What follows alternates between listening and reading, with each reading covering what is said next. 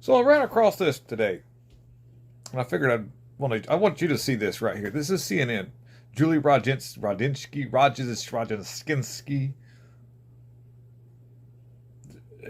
She is advocating that or saying that the military is going to come after her for protesting against the removal of illegal people, illegals, people that came across the border illegally. She says, I live next to these people, and there's women and children. And one of the people that sit next to her, the video, watch the video, but he asked her simple questions like, well, how do you know that some of these people aren't bad? She goes, anyways, watch this little 50-second video right quick, and let's talk about that. Because I'll probably be one of those people. That if anybody comes for these people and tries to drag them out by force, there will be protests of people like me, American citizens, who are going to stand there and do everything possible to prevent these women and children, which is all who these people are. How about the criminals? How about the terrorists? How about the convicted? How do you sort Stop. How do you know who it is? How do you sort through That's the problem. Stop. I'm sorry. I live next to these people. I can tell you they are women and they are children. Are there terrorists among them? I don't know. But I can tell you that neither does the government. But I can tell you. Out. Okay, but what I'm telling you right now, practically speaking, is that there will be people, American citizens, who will prevent these little kids from being dragged out of these shelters. There are. And what's going to happen to these people? What is going to happen to the military when the military opens fire on us? No one's. Can you see? Hang on one sec, Chuck. We're way down a rabbit hole here. So let's break this down real quick. In the real world, we know that the Bidens did actually sign in a thing where the military has more capabilities than they've ever had before to interact with American citizens on a kinetic level that we've never seen before. But I think we could all probably understand exactly who they want to do that to. And it's not the people on the CNN side.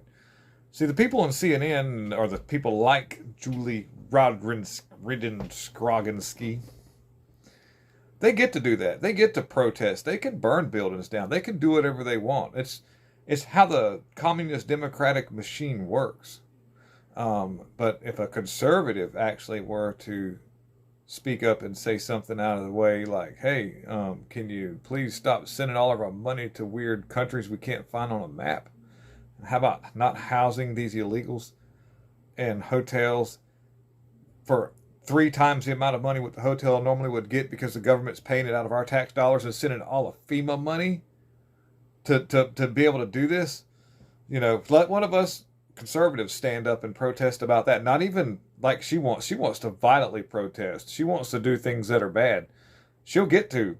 But if we just kind of all stand together in a room, if we don't get, what'll happen is through social media and all the different ways that you'd organize any kind of protest, well, what happened is you'll be infiltrated by 3-letter agencies so they could provocateur, and then they could say, look how violent these conservatives are when we know good and well that it was Fed, operated, or Feds would infiltrate. Much like what we've seen in January 6th, possibly.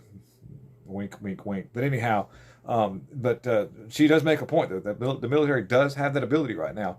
But really, let her get Anna Kasparian where she gets, or better yet, Alvin Bragg, one of his people that works for him. She was robbed, and a lewd act was done. It was like a flexual misconduct, lewd act done right before the robbery, and just wait till that happens to her. She said she lives next to these people, so eventually it's just not a matter of if, it's a matter of when all these true Diagua gangs from Venezuela coming in.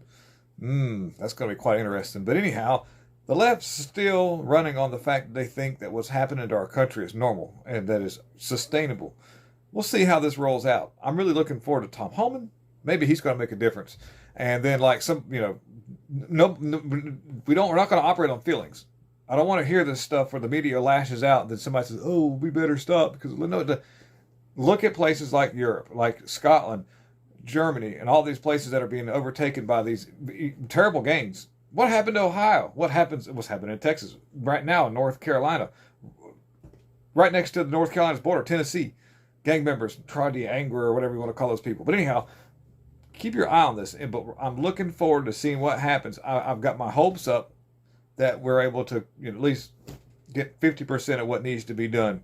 It's going to be a lot of work, and I know that there's going to be a lot of pushback from our Congress because we've got a lot of rhinos. Yeah, we've got a one-person majority on the Republican Party side of things by numbers, but not by actual representation, because we understand just how many of these people are actually rhinos that will vote completely Democrat, operate under the whole guidance of AIPAC. But we've got to look for the future. We've got to make sure we've got Elon Musk that helps. So, anyways, I'll see you guys soon. Thank you for watching. Please like, subscribe, and share. But I just want to show you guys. Look at these people. They're still freaking out on the left.